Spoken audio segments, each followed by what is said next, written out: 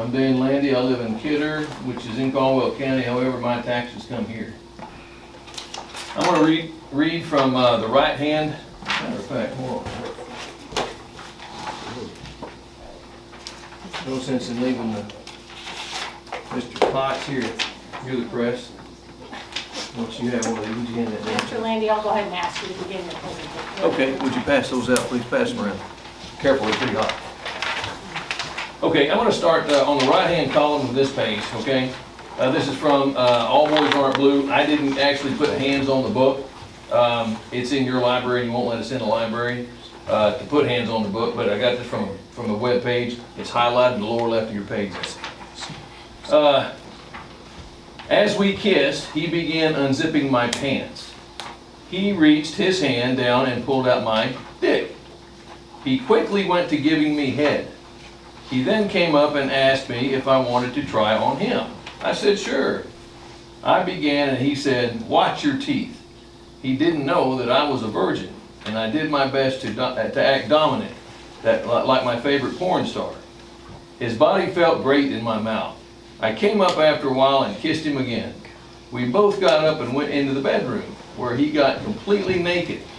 He took off his clothes and immediately lay on his stomach. I then took off my shirt and then my boxer briefs. I got behind him. For the first few minutes, we dry humped and grinded. I was behind him with my stomach on his back as we kissed. After a few minutes of fun and games, he got up and went to his nightstand, where he pulled out a condom and some lube. He then lay down on his stomach. I knew what I had to do, even if I had never done it before. I had at one point of reference, though, and it was 7 years plus of watching pornography. Although the porn was heterosexual, it was enough of a reference point for me to get the job done. I remember the condom was blue and flavored like cotton candy. I put some lube on and got him up on his knees, and I began to slide into him from behind. I tried not to force it because I imagined that it would be painful. I didn't want this moment to be painful, so I eased it in slowly until I heard him moan. As we moved, I could tell he was excited, and I was too. I finally came and let out a loud moan. I pulled out of him and kissed him while he masturbated. Then he also came. Okay, question, right? Question. How is this educational? How is this educational? Where is the educational value in this book? I understand you folks don't like to, you have to read the whole book. But look, if this is in the first chapter, why read the rest of it? It's smut, and you people should know that. Especially you, Mr. Kercher, you're a pastor. Amen. Okay.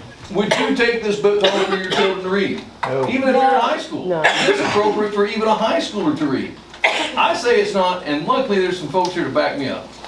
Okay, at what age would you deem this appropriate?